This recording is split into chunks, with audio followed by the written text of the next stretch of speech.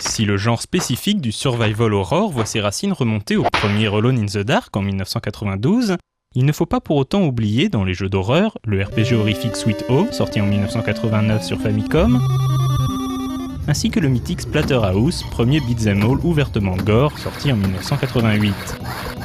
Sur Atari, Amiga et PC, la compagnie anglaise Horrorsoft proposa dès 1989 une série de jeux en vue subjective, offrant aux joueurs en mal de sensations fortes la possibilité d'être plongés sur ordinateur dans des univers de série B où la violence graphique n'était pas que suggérée.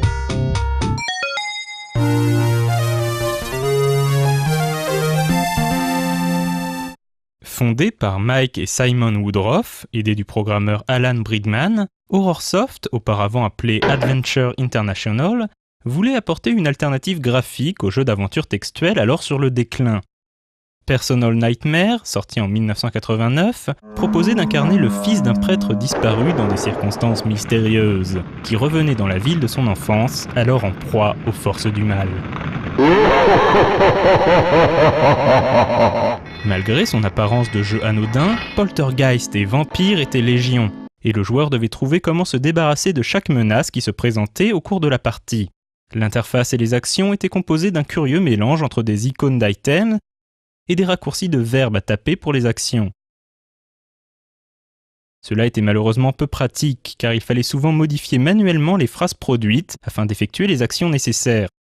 Ainsi, c'était au joueur de trouver qu'il était possible d'effectuer des actions aussi banales que de lancer un pichet d'eau bénite sur une sorcière, ou de couper les doigts d'un cadavre à l'aide d'un sécateur, afin d'obtenir un objet protecteur. La plupart des graphismes des monstres et morts violentes du héros étaient basés sur des photos retouchées. Cette spécificité est devenue progressivement la signature horrifique de cette série de jeux.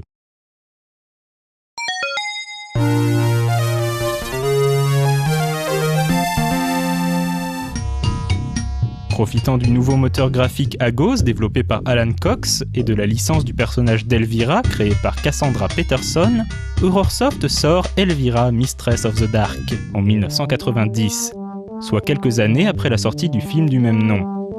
Le joueur y incarne un pseudo-chasseur de monstres devant aider la plantureuse et gothique présentatrice de films de série Z à se débarrasser des créatures ayant envahi le château de ses ancêtres. L'interface du jeu est cette fois entièrement cliquable et les objets peuvent maintenant être directement utilisés ou déposés dans l'inventaire. Des combats dynamiques à la première personne font leur apparition et la magie y est indispensable pour booster ses aptitudes et se débarrasser de certains ennemis particulièrement résistants.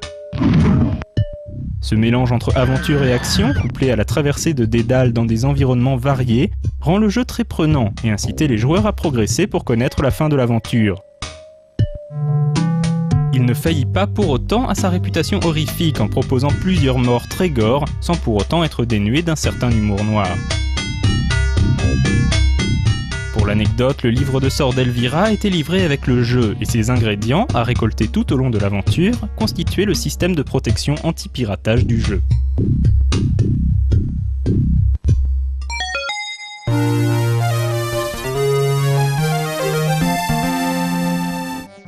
Suite au succès rencontré par le premier épisode, Horrorsoft récidive en 1991 avec Elvira 2, The Jaws of Cerberus. Cette fois-ci, Elvira a été enlevée pour être offerte comme sacrifice au démon géant Cerbère. L'action se déroule au sein d'un studio de tournage de films d'horreur où chaque plateau a été ensorcelé et peuplé de monstres bien réels. Apparitions maléfiques, morts-vivants et insectes géants pullulent dans le jeu et il faudra explorer chaque décor pour trouver où a été cachée notre vamp sexy et tenter de la sauver. Le jeu est maintenant plus long, plus orienté RPG et exploration de labyrinthe. De ce fait, un leveling progressif de ses compétences était nécessaire et imposait indirectement l'ordre des niveaux à parcourir. Les énigmes n'étaient pas oubliées pour autant, et la plupart consistaient à trouver comment se débarrasser d'une créature ou d'un piège dans lequel on était tombé à la partie précédente. La possibilité de sauvegarder à tout moment de l'aventure n'était clairement pas du luxe, tant les morts violentes surprises étaient régulières. La gestion plus poussée de l'inventaire permettait l'utilisation de plusieurs centaines d'objets, incluant des sorts et des armes. L'apparence du héros était également modifiable et prise en compte lors de dialogues à choix multiples avec certains personnages. Bien réalisé, mais peut-être trop riche, Elvira 2 a été très frustrant pour beaucoup de joueurs.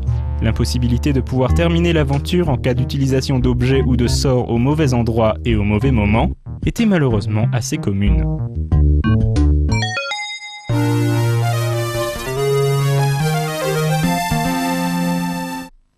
Abandonnant Elvira, Horrorsoft sort son dernier jeu en 1992, Waxworks. Ici, le joueur se retrouve propriétaire d'un musée de cire suite au décès de son oncle Boris.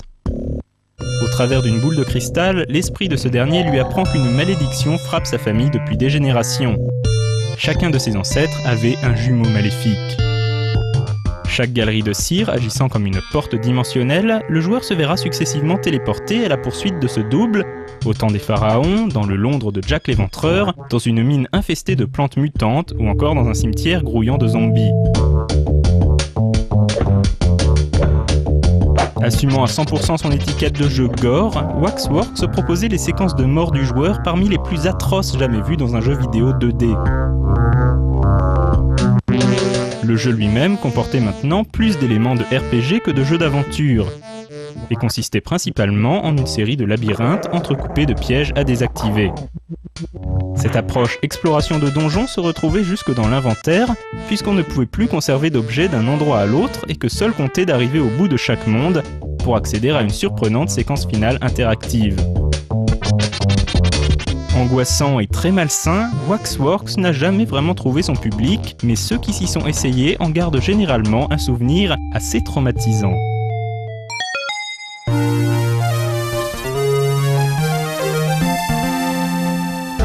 Plusieurs années après, les jeux Horrorsoft, et en particulier les deux Elvira, sont restés dans la mémoire de nombreux joueurs pour leur atmosphère morbide et la qualité de leur graphisme 2D.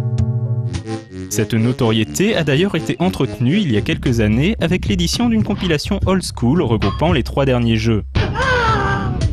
Après sa présence chez Horrorsoft, Elvira a encore fait une apparition dans un jeu de plateforme du même nom, plutôt réussi graphiquement mais malheureusement beaucoup trop quelconque et doté d'une maniabilité et d'une gestion de la gravité, disons assez spéciale. Quant à Horrorsoft, la société a changé de nom pour devenir AdventureSoft et lancé une nouvelle série de point and click tout public cette fois, mais toujours à base de magie, Simon the Sorcerer. Clin d'œil à son fondateur Simon Woodroffe? C'est plus que probable, mais ceci est une autre histoire. A heap of highly magical and smelly compost.